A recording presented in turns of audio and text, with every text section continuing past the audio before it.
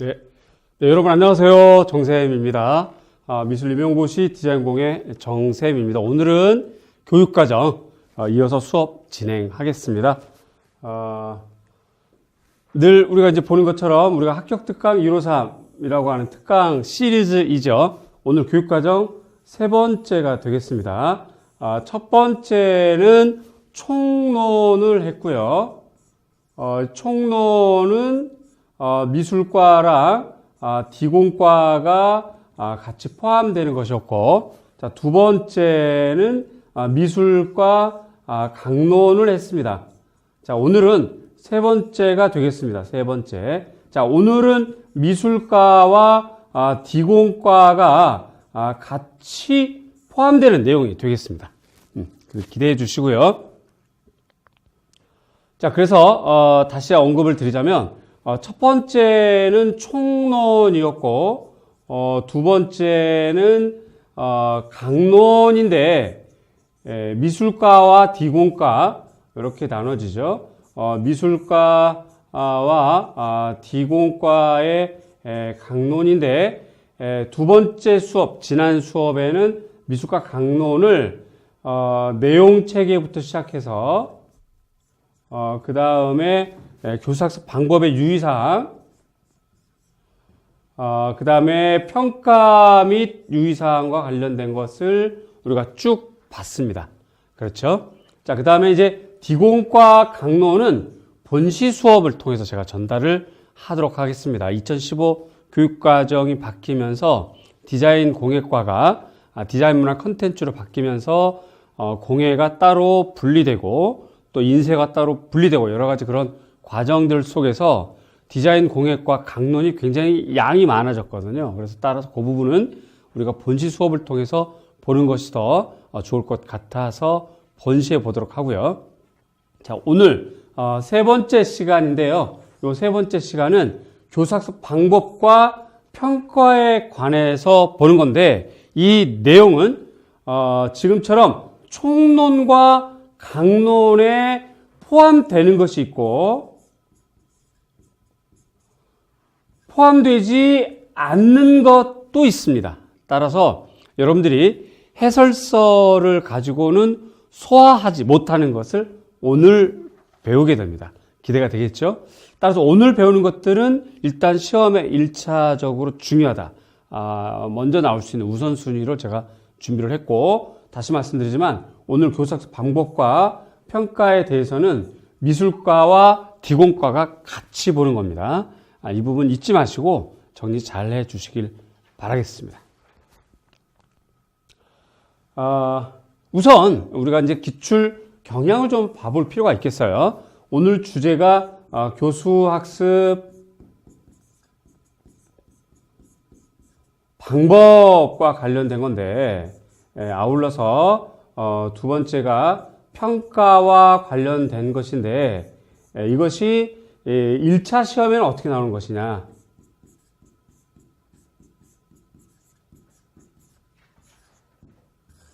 요걸 먼저 이제 우리가 좀 보자 이 말씀입니다. 미술과 먼저 볼게요. 최근 것을 먼저 봅니다. 자, 이렇게 보겠고요. 카메라 잘 보이고 있죠, 그죠? 앞에 문장은 불필요해서 제가 잘랐고 여기부터 감해 보시면 또한 아래 보기의 대화 내용을 참고하여 디귿에 해당하는 교사학습 활동을 쓰는 겁니다. 4점짜리 서술형이에요. 그래서 박 교사의 교사학습 지도안, 학습 주제, 미술과 미술작품 이야기, 학습 목표, 미술작품을 감상하고 자신의 생각과 느낌을 설명할 수 있다. 교사학습 방법은 반응중시법이라고 미리 딱 제시를 했어요. 이 얘기는 무슨 얘기냐면 이거 알려줄 테니까 여기에 해당하는 활동을 써봐라 이런 얘기거든요. 굉장히 좀 어렵게 나오는 겁니다. 물론 공부한 사람은 쉬워요. 그렇지만 이것 자체를 외우지 않은 사람들은 이거 그냥 문제 날리는 거죠. 학습 단계가 있습니다. 준비 단계, 기억, 니은, 반응, 심화 단계, 정리 및 발전 이렇게 됩니다. 그렇죠? 자, 그래서 요 단계를 외워야 되는 거죠, 여러분들이. 이렇게 외워야 되고요. 자, 이제 준비부터 시작해서 준비는 어느 단계든 다 진행이 되는 거니까 요 단계부터 기억 단계, 니은 단계 먼저 단계 명칭을 외우는 겁니다. 두 번째는 각 단계별로 중요한 활동을 외우는 거죠. 요런 문제가 되겠습니다. 요런 문제. 자, 먼저 잠깐만 좀 먼저 보자면 준비 단계라고 하는 요 부분은 학습 목표를 확인한다라고 되어 있잖아요. 따라서 이거는 모든 수업에 도입, 전개, 정리로 이렇게 구분합니다. 모든 수업은 어떤 수업 방법을 활용하더라도 중학교든 고등학교든 우리 실기교과, 미술교과든 디자인 공예과든 간에 어떠한 교수학습 방법을 사용하더라도 그 수업은 우선 도입, 전개, 정리로 나눠집니다. 도입, 전개, 정리로. 이것이 중학교가 45분, 그 다음에 고등학교가 50분 이렇게 구성이 되는데 요거는 단위 시간, 1단위 혹은 1시간 시간이고요. 만약에 문제가 집중이 숙제를 했거나 혹은 블럭 타임이라고 말하는 수업으로 전개된다면 각각 곱하기 2가 되겠죠. 그래서 이거는 90분, 요거는 100분 이렇게 구성돼서 도입, 전개, 정리같이 가는 겁니다. 이렇게. 자, 이렇게 이제 자세한 것에 대한 2차 시험이라고 하는 2차 지도안 작성.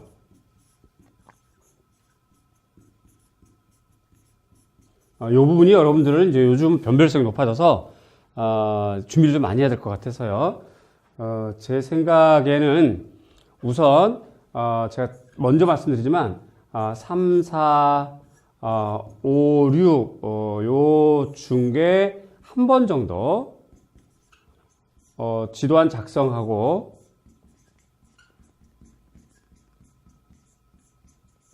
그 다음에 수업 실현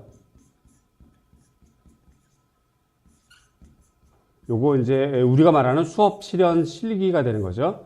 직접 그림을 그리는 것이 아니라 수업 실현하는 실기. 요 부분을 요때 한번 연습을 해보는 것이 필요할 것 같고 그 다음에 쭉 1차 준비까지 하고 1차 시험 후 2차 대비반 때 아주 구체적으로 얘네들을 연습하는 거 이렇게 필요할 것 같아요.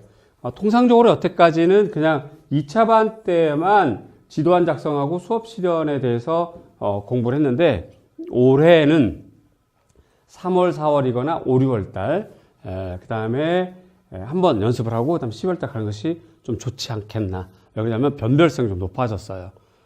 예년도보다는. 그러니까 요걸 여러분들이 좀 준비해 줘야 될 것 같고 미술과는 3월 달에 먼저 한번 하겠습니다. 3월 달에. 디자인 공예과는 현직 기간제 하시는 선생님들도 많고 그 인원 구성이 따라서 이제 디자인 공예과 같은 경우는 수업 실현과 지도안 작성이 우선 급한 게 아니라 교과 내용 파악이 더 중요한 것이라서 우선 진행을 해보고 3월, 4월, 5월, 6월 중에 한번 채택해서 공부하는 걸로 그렇게 하겠습니다. 일정은 추후에 공지하겠습니다. 자, 다시 또 돌아와서 준비 단계는 모든 시간에 도입에 해당하겠습니다. 그 다음에 나머지가 이제 이만큼이 전개가 되겠지요. 그 다음에 정리 이렇게 되겠습니다. 그러나 요거는 이제 일반적인 수업이고요. 요 안에 반응 중심 학습법을 적용하면 어떻게 될 거냐? 이렇게 되는 것이니까 이 틀도 연습을 해 두시고 공부를 좀 해 두시고 그 다음에 구체적인 2차 지도안 틀은 따로 연습하는 걸로 그렇게 하겠습니다. 우선 오늘은 다시 정리합니다. 이러한 반응 중심 혹은 교수학습과 관련된 것은 1차 시험에도 나옵니다. 2차 시험에도 나오고요. 예년도에는 2차는 2차 대비반 때 했는데 올해부터는 1차 준비하는 과정에서 한 번 정도는 더 연습을 해보겠다 하는 부분이고 1차 시험은 지금처럼 방법의 명칭을 물어보거나 두 번째 방법 중에서 단계를 물어보거나 세 번째 방법과 단계 안에 중요 활동 활동을 물어보거나, 자, 시험이 이렇게 나옵니다. 이렇게요. 1차가. 따라서 이 부분은 여러분들이, 교사학습 방법의 명칭을 다 외워야 되겠고, 그렇죠? 그다음에 각 방법의 단계를 또 외워야 되겠고, 중요한 것은 그 단계에 이루어지는 중요 교사학습 활동까지 외우는 것, 요걸 목표로 삼으셔야 되겠습니다. 여기까지 이해 가시죠? 자, 그러면 다시 돌아와서 좀 해당하는 교사학습 활동을 쓰시오. 이건 서술형이야.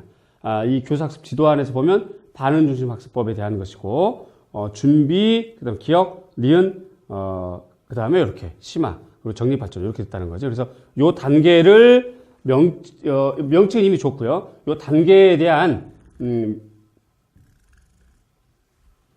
내용을 물어보는 것이고, 그다음에 또 디귿은 심지어 이 활동까지 이렇게 물어보는 문제가 되겠죠. 이렇게 되는 것입니다. 이런 걸 알아두시고요. 이런 것들이 나오는구나, 이렇게 준비를 해야 되겠구나라고 이해하시고 각자가 공부할 때 방향을 잡기 바랍니다. 그리고 그 다음 걸 한번 볼까요? 자, 요거는 지금 2016년 또 미술입니다. 요거는 평가와 관련된 거네요. 제가 다시 한번 이렇게 돌려볼게요. 자, 교사학습 방법은 요 바탕색을 요걸로 했습니다. 이렇게 파랑색. 평가는 이렇게 노란색. 이렇게 했습니다. 자, 그러면 이렇게 보죠. 자, 이렇게 파랑색. 요거는 방법. 그쵸? 자, 그 다음에 요거는 노란색. 그러니까 평가.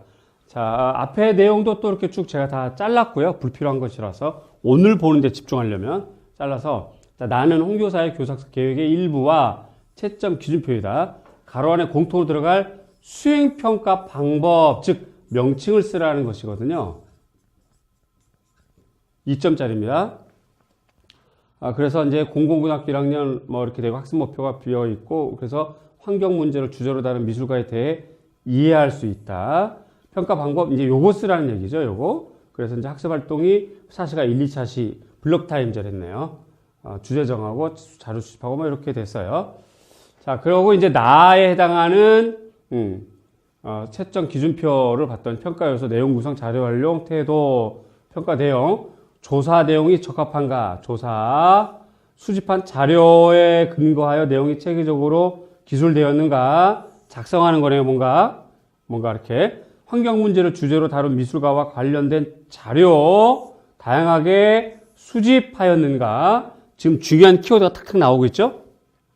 수집된 자료를 적절하게 활용하여 분석하고 종합하였는가, 이쯤 되면 한 번 정도 공부를 해본 사람들은 이 평가 방법은 무엇이다라고 나와야 돼요. 이렇게 중요한 키워드가 탁탁 나오면 그렇게 방향을 잡고 그 정도 목표를 잡고 공부를 하는 것이 좋겠습니다. 그래서 정해진 기일 내에 결과물을 제출하는데 이 결과물이 바로 기술된 결과물이겠죠. 이 부분이에요. 이 부분. 자, 이러한 것에 대해서 자기가 정답을 찾을 수 있는지 확인해 보시고요. 한편 우리가 잠깐, 오늘 문제하고는 조금 다르지만 잠깐 우리가 언급해 볼 필요가 있는 것은 학습 목표 진술이 오류가 좀 있죠. 환경 문제를 주제로 다룬 미술가에 대해서 이해할 수 있다라고 하는 이 이해는 인지적인 영역이긴 하지만 지적분 종평, 지이적분 종평, 지이적분 종평, 지식 이해, 적용, 분석 이렇게 나가는 건데 선생님이 학생 A라고 하는 학생이 이 내용을 이해했는지 안 했는지 어떻게 알 수 있을까요? 그렇지? 매우 막연하죠. 따라서 명세적인 행위동사로 기술을 바꿔줘야 됩니다. 명세적인 행위동사로. 이럴 경우는 이해할 수 있다가 아니라 뭐로 설명할 수 있다. 그렇죠? 뭐 발표할 수 있다. 뭐 이렇게 또 바꿔줘야 됩니다. 자, 이제 기출문제도 이렇게 오류가 있다. 하지만 우리가 이걸 오류로 볼 필요가 없고 지금 이 문제가 학습목표에 대한 문제가 아니기 때문에 이렇게 일반적인 진술도 한다라고 알아주십시오. 그래서 1차 시험에서 문제의 진술 방식은 불필요한 부분일 경우는 일반적인 진술까지 한다. 요것이 진리라고 생각하시면 안 되는 거예요. 이렇게 나와 있는 것이. 그래서 1차 시험은 그 시험 문제의 중요 포인트가 다른 것이라면 학습목표 진술에 대한 오류도 그냥 넘어가고 일반적인 진술을 하더라. 참고로 알고 있으셔야 돼요. 참고로. 자, 일단 여기까지 해봤고요. 다음 문제 한번 볼게요. 자, 요건 디자인 공예, 2017학년 디자인 공예과입니다. 자, 역시 수행평가를 위해서 제출한 자료에 대한 설명이다. 가에 해당하는 시각 디자인의 분야와 나에 해당하는 수행평가 방법의 명칭을 쓰시오. 자, 제가 아까도 말씀드렸지만 이 시험 문제가 어쨌든 방법을 물어보고 그 다음에 각 방법의 단계를 물어보고 각 단계의 활동까지 물어본다. 이것은 교사학습 방법에 관련된 거. 그렇죠? 그 다음 평가는 일단 평가의 명칭 정도를 먼저 물어보고 그 다음에 좀 어려운 문제는 그 평가의 요소와 평가 기준이 잘 됐는지 못 됐는지를 좀 물어보는 그렇게 좀 아주 깊어지는 경향들이 있어요. 따라서 이 부분들은 여러분들이 좀 길게 생각하고 차근차근 외우고 이해하고 연습해 볼 것이 필요합니다. 자, 문제를 볼게요. 이 부분은 일단 넘어가고 4번 A 학생은 가의 결과물을 모았네요. 모아서 작품집으로 만들었다. 이 작업을 하면서 그동안 자신의 변화와 발전 과정을 스스로 확인할 수 있다. 이 부분은 이 평가 방법의 장점이겠죠. 그 다음에 완성된 작품집. 자, 이 정도만 돼도 이 명칭을 딱 알아낼 수 있어야 되겠습니다. 그렇죠? 자, 그래서 이렇게 수행평가는 그치 이런 것들을 물어보는구나 라고 알아두시고요. 두 번째 재미있는 거 하나만 살짝 팁으로 드릴까요? 4번 작품 전시 초대장, 지역축제 리플릿, 학교 소식지 디자인, 배낭여행 책자 디자인, 브로셔 디자인, 잡지 디자인. 이거 전부 다 인쇄매체와 관련된 거네요. 그렇죠? 인쇄매체. 특히 이거는 편집 디자인과 관련되어 있어요. 그래서 미술과이던 디자인 공예과이던 이렇게 요즘 트렌드는 시각 디자인에서 편집 디자인 쪽에 조금 더 유행하는 것이다. 그래서 미술과도 그렇고 앞으로 작년에 나왔지만 디자인 공예과도 또 편집 디자인 쪽 혹은 시각 디자인 쪽에 좀 더 집중해서 꼼꼼하게 기본서 읽고 문제 풀고 정답 외우고 하는 거 잊지 마시기 바랍니다. 그 다음에 2016학년도 미술입니다. 보면 역시 또 평가 방법인데요. 내용 구성, 이게 지금 수행평가 방법 똑같은 문제예요. 계속 방법을 물어보는 건데 내용이 적합한 거, 지금 조사 내용이 적합한가 이런 거. 그래서 일단 또 하나 넘어가고요. 자, 이 부분은 교사학습 방법에 대한 내용을 미술과와 디자인 공예과가 공통으로 볼 수 있는 내용을 우리가 지난번 PPT 자료에서 본 적이 있어요. 그래서 이건 기본적으로 외우셔야 되겠다. 기본적으로. 그러면 우리가 아까 조금 전에 미술과 문제에서 반응중시법 나왔던 거 있죠. 그래서 반응중시법 도입 단계에 있었던 문제 제기, 그다음에 반응 형성, 명료화, 심화, 정리 발전. 일단 2단계부터 외워야 된다는 거죠. 다시 한번 앞으로 돌아가 볼까요?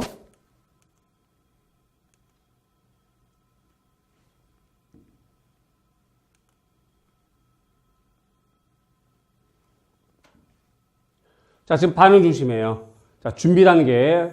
그래서 학습 목표를 확인한다. 문제를 제기했단 말이죠. 그 다음에 이제 요거를 물어보는 건데 반응 심화가 여기 있고 정리 및 발전이 여기 있으니까 앞에 2단계 외워서 쓰는 거란 말이죠. 다시 한번 돌아가 보겠습니다.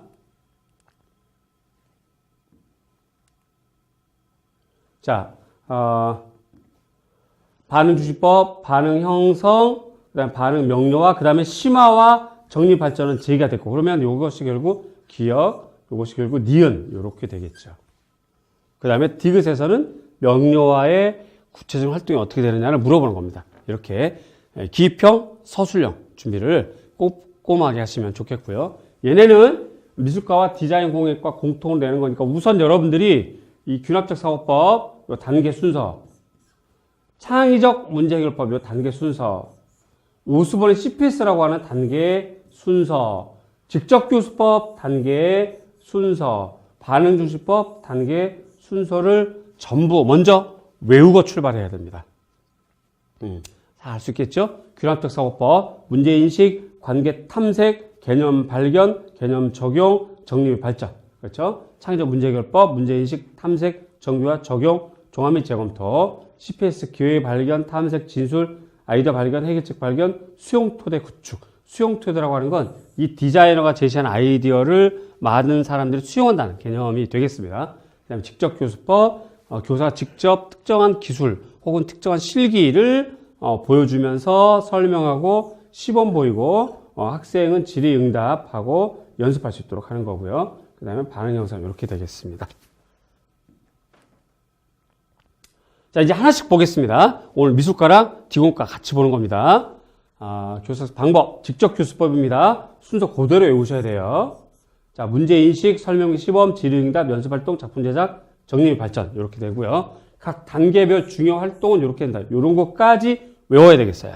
그래서 문제인식 단계는 학습 목표를 제시하고 혹은 학습 제재, 또 성취 수준까지 제시하고요. 동기유발하는 것이 문제인식 단계.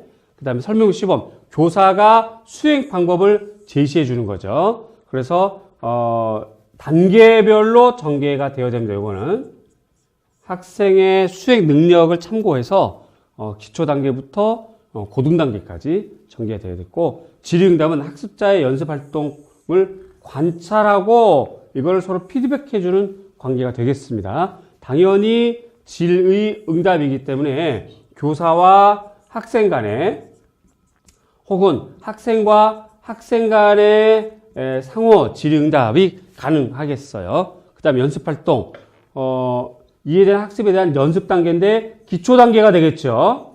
그래서 다 같이 연습하는 일제 학습이 되겠습니다. 그래서 일제 학습에서 기초 단계가 연습이 되면 개별적으로 종합해서 제작하는 거, 좀 더 구체적인 제작 활동을 들어가게 되겠죠. 단계적 활동입니다. 따라서 독창적인 작품을 제작할 수 있도록 하고, 요 단계가 잘 안 되면 다시 또 피드백해서 선생님이 설명해주고 질의응답 보고 관찰하고 다 개별 연습하고 작품 제작하고 이렇게 들어가는 것이 직접 교수법이 되겠습니다. 이해 가죠? 우선 얘네들 먼저 다 외우셔야 돼요. 그것이 더 문제 푸는데 훨씬 도움이 됩니다. 됐죠? 다음 문제 보겠습니다. 다음 거. 자, 균합적 사고법입니다. 특정한 원리와 규칙이 있다라고 가정하고 그 원리와 규칙 찾아가는 방법이 균합적 사고법입니다. 그래서 문제를 인식하고 관계 탐색하고 개념 발견하고 개념 적용하고 정리 및 발전까지 내려가는 거 단계 외워두시고, 문제인식 단계 학습 목표 제시, 그 다음에 학생의 관심을 고조시켜야 돼요. 왜냐하면 특정한 원리가 있다고 했잖아요. 원리. 예를 들어서 색 지각 현상, 잔상에는 정의 잔상과 부의 잔상이 있다라고 하는 그 원리를 찾아보도록 하는 것이기 때문에 학생에게 이 수업에 대한 주제에 대한 관심을 고조시키고요. 그 다음에 기존 사고 체계를 변화시킬 수 있는 어떤 자료까지 제시하는 것이 균합적 사고법의 문제 인식 단계가 되겠고, 관계 탐색 단계, 제시된 자료를 탐색하는 단계입니다. 관찰하는 거예요. 또 주제를 생각하는 사고의 시간이 필요하겠죠. 또 여러 번에 걸쳐서 탐색과 관찰이 가능하도록 기회를 주어야 된다는 거.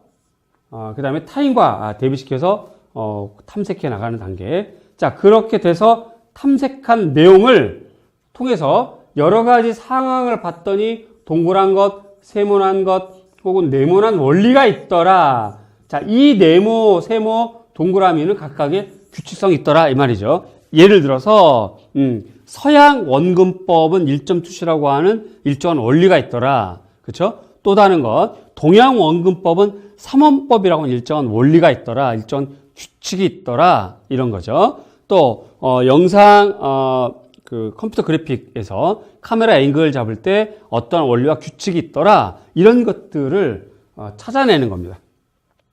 따라서 용어를 정의 내릴 수 있어야 되겠고요. 그러한 추상적 개념을 정리할 수 있어야 되겠습니다. 여기까지. 그래서 적용하고 확장, 응용, 표현 혹은 제작 활동하는 거, 그리고 학습 과정에 대한 반성, 요것이 귀납적 사고법이에요. 시험은 요 부분이 제일 잘 나옵니다. 요 부분과 개념 발견 요 부분인데 특히 이런 것들이 제일 잘 나와요. 이런 것들. 그러니까 요걸 잘 기억해 두시고 이런 것들이 기억 혹은 니은 그 다음에 요 활동 디귿 뭐 이렇게 나오겠죠. 이런 것들 잘 기억해 두시고 정리하시기 바랍니다. 다음에 반응 중심 조금 전에 했던 것처럼 반응 형성, 반응 명료화, 심화, 정립, 발전. 그래서 목표를 제시하고 대상, 특정한 대상과 특정한 현상을 탐색하는 거예요. 자연 현상, 자연에 있는 대상을 바라보고 바닷가 혹은 강가에 흘러가는 물 혹은 거기에 있는 소라를 보고 그 소라에 적용된 소라라고 하는 대상에 적용된 조형 원리를 탐색하는 거죠. 조형 원리를. 그래서 율동이 있다, 리듬이 있다, 점증, 점이 반복이 있다라는 거를 탐색하고 그렇게 할 수 있도록 선지식을 자극시켜 주는 거고. 자, 이에 대한 질문, 토의, 반성 등의 상호작용을 하고요. 이걸 가지고 심화, 관련 작품 탐색하는 거. 그쵸?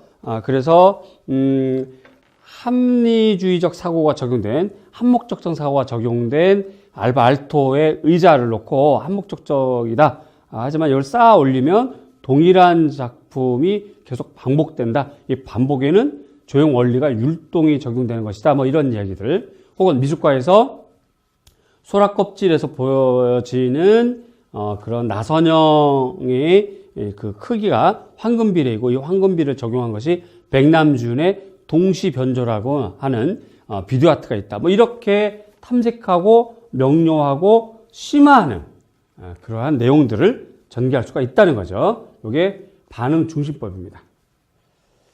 정리 잘 하시고요. 다음번 창의적인 문제 해결법. 요거 잘 보셔야 돼요. 앞에 단어가 창의적 문제 해결법 이렇게 나와 있습니다. 문제인식, 탐색, 정교화, 적용, 재검토. 문제인식 목표, 자료나 정보를 수집합니다. 주제를 검토하고요. 해체, 분류까지 하는 거. 그다음에 아이디어 탐색, 브레인스토밍 등의 발산적 사고 아주 많죠. 시네틱스부터 시작해서 여러 가지. 얘네들은 시험에 매년 나와요. 발산적 사고는 매년 나와요. 발산적 사고는 매년 나와요. 꼭 외워두시고요. 이걸 가지고 이제 정교화, 아이디어를 분석, 정교화, 최선의 선택. 당연히 이때는 수렴적 사고를 합니다. 수렴적 사고, PMI 기법이 가장 대표적인 건데, PMI 기법, 그리고 아이디어에 대한 재검토, 그리고 이제 적용하죠. 표현, 제작의 적용, 명확한 형태로 나타내기. 그래서 렌더링을 하게 되거나, 그 설계도를 그리게 되거나, 이렇게 되겠죠. 그리고 종합 및 재검토. 이것도, 잘 외워 두시고. 자, 조금 전에 했던 창의적 문제 해결법 조금 다르게 창조적 문제 해결법이라고 해서 시네틱스라고 따로 있습니다. 요거는 여러분들이 갖고 있는 해설서에 나와 있지 않아요. 시험에 종종 나옵니다. 따라서 지금 거는 이 수업에 아니면 배울 수 없는 거. 그쵸?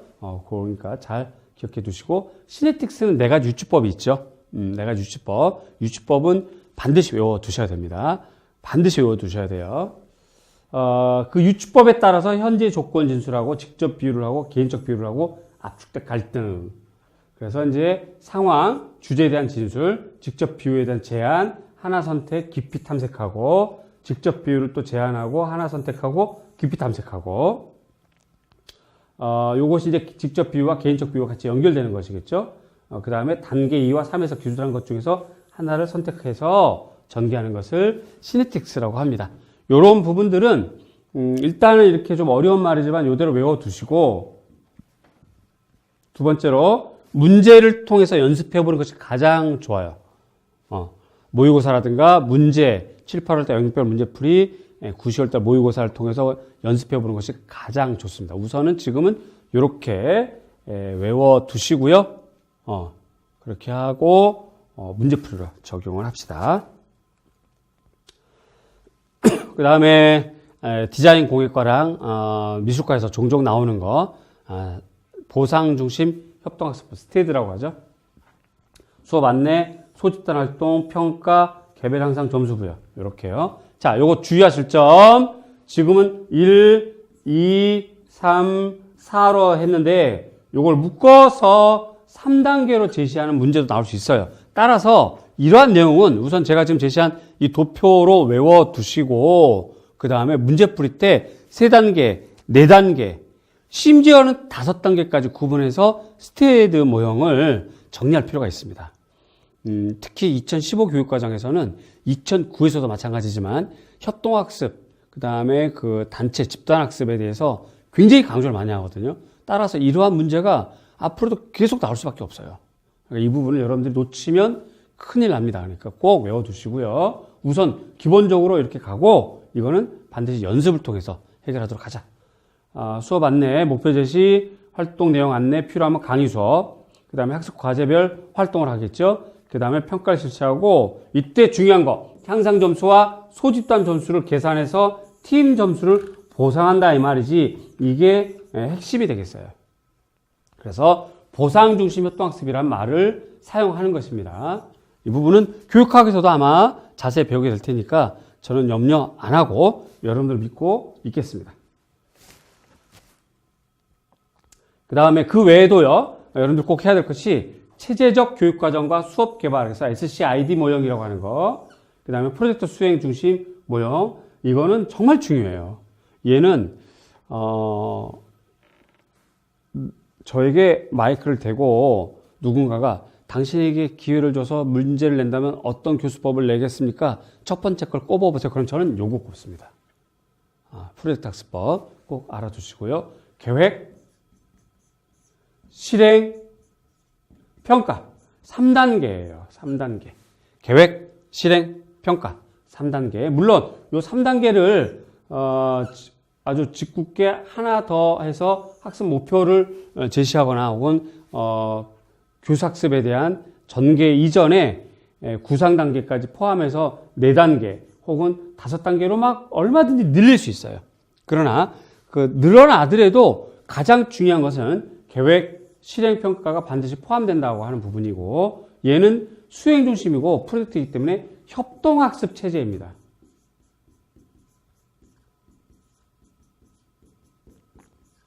이 부분을 잘 기억해 두시고 좀 더 구체적인 건 이런 건 좀 더 교육학에서 정리하고 오셔야 되겠습니다. 그 다음에 순환학습 모형, 그 외에도 모듈 수업, 실기교수 4단계, 기능학습법 이런 것들이 우리 미술과랑 그 다음에 디자인 공예과에 꼭 필요한 교수법이 되겠어요. 자, 여기까지가 교수법입니다. 다시 한번 쭉 한 번만 훑어보도록 하겠습니다. 자, 먼저 기본적으로 알아야 될 것 이러한 것이고요. 그 다음에 요거에 대한 단계 명칭 꼭 알아두시고 그 다음에 하나씩 구체적으로 보면 직접 교수법, 문제인식부터 정리 발전. 그쵸? 준비됐죠? 그 다음에 또 봅니다. 균합적 사고법, 문제인식부터 정리 발전. 각 단계별로 중요한 활동 꼭 기억해 두시고요. 그 다음에 또 하나 반응중심법. 미술관 최근에 나왔지만 그래도 또 봐둬야 되는 거. 다음에 창의적 문제 해결법. 특히 1차와 2차 때 자주 등장하는 게 창의적 문제 해결법이 되겠습니다. 그 다음에 여기에서 브레인스토밍 등의 발산적 사고 따로 하시고 아이디어 분석과 정교화하는 선택하게 되는 수렴적 사고는 별도로 따로 공부하는 것이 좋겠습니다. 준비 그렇게 해 두시고요.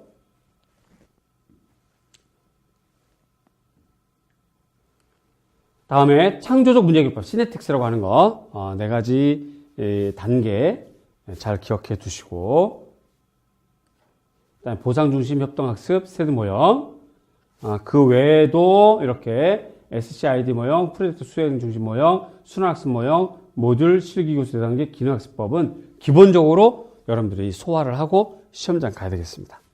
이해되시죠? 여러분들 응원하겠습니다. 자, 다음 보겠습니다. 자, 이번에는 평가입니다. 평가는 하나씩 단계로 제가 이렇게 자료를 만들어 봤는데요. 우선 프로세스 폴리오 평가입니다. 얘가 2009 개정에서는 언급이 안 되었다가 2015부터 매우 강조하고 있는 교육과정 중에 하나입니다. 평가예요. 이거 꼭 기억해 두셔야 돼요. 그래서 제가 첫 올렸는데요. 개념은 성장참조평가입니다. 거기에 속하는 거예요. 이게 더 큰 의미, 여기에 속하는 거. 자, 결과물, 중간산출물, 그에 대한 통찰. 자, 이게 중요한 것이죠. 통찰, 사진 등 모든 항목을 포함한다. 총괄적인 채점보다는 분석적인 채점이 중요하다. 자, 요거 문장을 보다 보면 포트폴리오가 서로 약간 다르다 하는 것이 포트폴리오. 아시겠죠? 얘는 과정도 평가지만 결과물. 그래서 총괄적인 채점의 기준점이라면 포트폴리오 평가는 분석적인 채점이라고 하는 거. 그 다음에 포트폴리오 협업의 중요한 점, 바로 이렇게 통찰을 좀 더 강조한다는 거. 이런 것들을 잘 기억해 두셔야 되겠습니다. 다음번. 포트폴리오입니다. 성장참조평가에 속합니다. 사진, 비디오, 체크리스트, 관찰, 기록 등 결과물을 의도적으로 모았습니다. 작품집입니다. 서류 처리입니다. 이런 걸 외우셔야 돼요. 이런 거를. 조금 바쁘지만 앞에 했던 것들 우리가 한번 다시 볼게요. 쭉 넘겨서.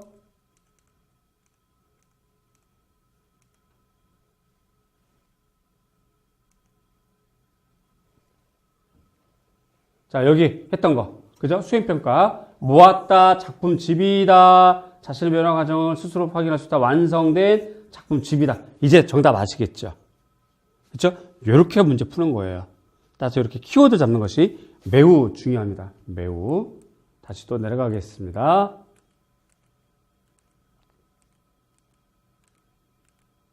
자, 프로세스 포트폴리오. 결과물, 모은 작품집, 서류철. 그죠? 그 다음에 자신이 만든 작품집을 이용하여 자신의 변화 과정, 미래에 대한 발전 방향을 예측하게 하는 종합적인 평가가 포트폴리오라서 프로세스랑 조금 다르다라는 거 잘 기억해 두시고요. 다음. 일화 기록법. 관찰법에 사용합니다. 관찰법. 교사가 학생들의 수행 과정을 관찰하는데 무조건 눈으로만 볼 수 없고 기록을 남겨야 되겠죠? 그래서 일화 기록법과 체크리스트법. 그치? 그 기타 여러 가지 루브릭 평가라든가 이런 것들을 쭉 관찰법에 적용해서 사용할 수 있다는 거. 학생 특성을 있는 그대로 기술을 하는 겁니다. 학생 개개인의 개별적인 특성과 행동 등이 상세하게 포함된다. 자기평가입니다. 자기평가와 동료평가를 하나 묶어서 보지 마시고 따로 구분하셔야 되겠습니다. 자기평가, 성장참조평가이며 수행평가에서 속한다. 포트폴리오 한 부분을 평가할 수도 있다. 특정 주제나 교사학습 영역에 대하여 자기 스스로 학생 과정이나 학습 결과물에 대해서 자세히 평가하는 걸 말하고요. 결과나 성과물보다는 학습의 과정, 그 자체를 강조하고 자신의 수행에 대한 정확성, 또 적절성 판단을 가능하게 하는 것을 말합니다. 따라서 성실성 혹은 아쉬운 점 이런 것까지 다 기록하시는 것이 자기평가가 되겠습니다. 자, 누가 합니까? 평가? 학생. 자기 스스로 하는 겁니다. 이거 잊지 마셔야 되겠어요. 다음 동료평가입니다. 조금 전에 했던 자기평가와 함께 묶어지는 거. 동료평가 역시 성장참조평가 중에 하나고 수행평가에 속한다. 학습의 과정 경험에 대한 주변 동료의 평가이겠어요. 물론 학생과 나이가 매우 중요합니다. 중학생에 사용하기엔 조금 부적절한 평가이긴 합니다. 그래서 시험 문제에 고등학교를 중심 나오는데 그걸 우리가 또 국한질 필요는 없죠. 출제자 마음이니까 우리가 이제 잘 참고하시면 좋겠고요. 아울러서 한 가지 팁을 드리자면 이미 17년도 지금 올해도 마찬가지죠. 그 다음에 예시가 된 건 2016학년도에 예시가 이미 됐고 일부 학교는 시행을 하고 있고 전국 단위로 시행은 요건 일부 시행이고요.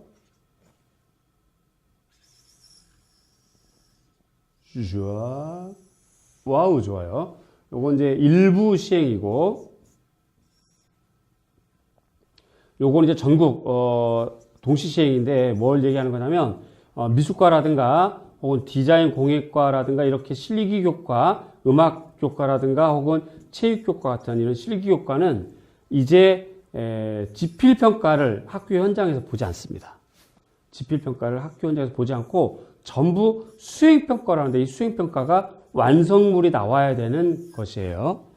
근데 이제 지필 평가라고 하는 것은 예를 들어서 뭐 중간고사, 기말고사를 하는 건데 나머지 전부 다 수행 평가를 해야 되겠고 이 수행 평가 안에 서술형 및 논술형 평가가 있죠. 그다음에 조금 전에 했던 것처럼 자기 평가, 동료 평가, 또 포트폴리오 평가, 또 프로세스 폴리오 평가, 또 연구 보고서법, 뭐 토론법, 또 감상문법, 뭐 실기법 여러 가지가 이렇게 있는데 선언술 평가를 약 한 20에서 각 학교마다 30% 정도를 포함하긴 합니다. 따라서 우리가 유추해 봅시다. 올해부터 이미 그렇게 시행하고 있는 시험, 즉 수행평가를 강조하고 있는데 이러한 것들 시험 안 내겠어요? 당연히 내죠. 그러니까 이런 것들 주의해서 여러분들이 공부하시길 바랍니다.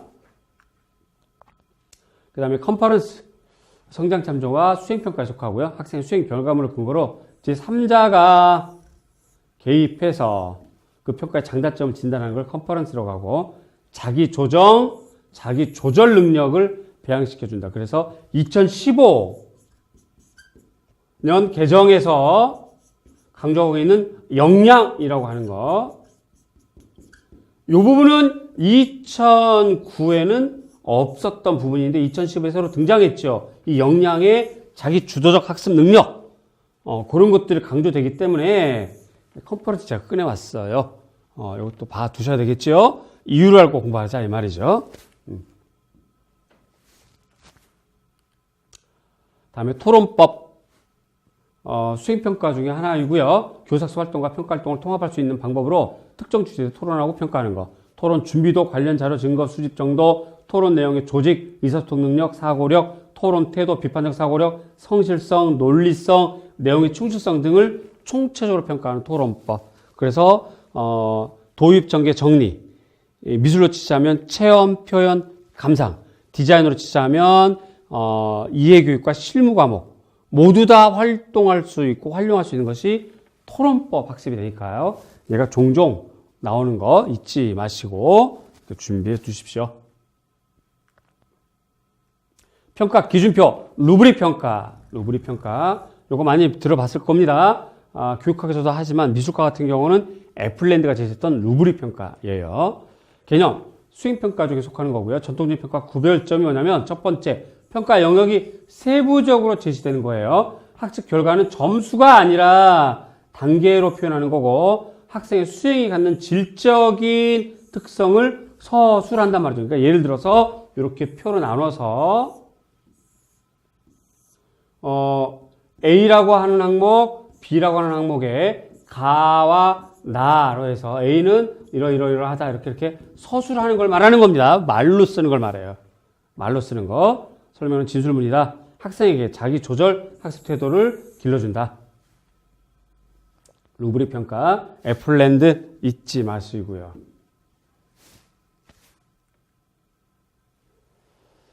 자, 이제 이렇게까지 해서 제가 이제 교수법하고, 그 다음에 이제 평가에 대해서 말씀드렸고, 특히 해설서에 나와 있는 내용하고, 여기다 또 플러스 알파 해설서에 없는 내용까지, 특히 시험에 나오는 아주 중요한 것까지 제가 지금, 언급을 해 드렸어요. 자, 이 부분에 대해서 제가 좀 더, 하나씩 좀 더 이렇게 말씀드리자면, 교수학습법과 평가는 매년 출제된다는 거 잊지 마시고, 매년 준비되는 거니까, 공부를 차근차근 해 나가십시오. 그다음 두 번째로 단계 명칭 하셔야 되겠고요. 단계별 주요 활동, 특히 교수법은 이렇게 명칭과 단계별 주요 활동을 꼭 암기하는 게 중요하겠습니다. 그다음에 세 번째로 평가는 평가 명칭과 용도, 특징을 비교해야 돼요. 예를 들어서 포트폴리오법과 프로세스 폴리오법에 대한 구체적인 구분, 그렇죠? 토론법은 어느 때 사용하는 건지, 컨퍼런스는 어느 때 사용하는 건지, 루브릭은 어떻게 사용하는 건지 등에 대한 특징을 정확하게 비교 공부하는 것이 중요하겠습니다. 여러분들 합격을 해서 이렇게 꾸준히 노력하고 연구하고 좋은 것이 있으면 계속 연구해서 또 간략하게 설명드릴 테니까 차근차근 따라오시면서 이렇게 암기하고 그러면 되겠습니다. 제일 중요한 것, 걱정, 근심은 여러분의 합격에 방해된다는 겁니다. 특히 재수 이상 N수반 같은 경우는 지나간 걱정은 좀 덜고 앞으로 다가올 희망찬 여러분들의 앞날을 기억하면서 마음에 담고 좀 더 힘을 내는 게 중요하겠고, 그 다음에 처음 공부하는 사람들은 하루빨리 자기 공부 학습 방법을 찾아서 자기에게 맞는 학습법으로 공부하는 것이 매우 중요합니다.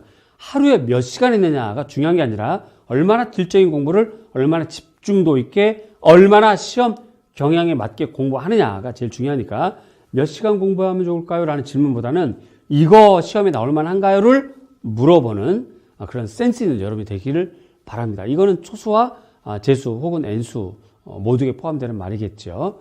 자, 이렇게 해서 일단 제가 총론 말씀을 드렸고, 요건 이제 미술과랑 디자인 공예과 포함되는 것이고요. 그 다음에 강론은 미술과 말씀을 드렸고, 그 다음에 디자인 공예과는 본시학습할 때 별도로 내용이 너무나 방대하고 많기 때문에 별도로 하면 좋겠고요. 그 다음에 세 번째로 교수법하고 평가에 대해서 좀 더 구체적으로 살펴봤습니다. 자, 이제 여러분들은 이걸 토대로, 요거 여기까지 했던 걸 토대로 해서 일단 이해를 먼저 하시고 그 다음에 암기를 해 나가야 되겠죠. 그 다음에 제가 처음에 보여드린 것처럼 이걸 토대로 시험 경향을 좀 더 이해하면 더욱 방향 잡기에 좋겠죠. 경향 파악. 이것은 곧 방향 잡는 것.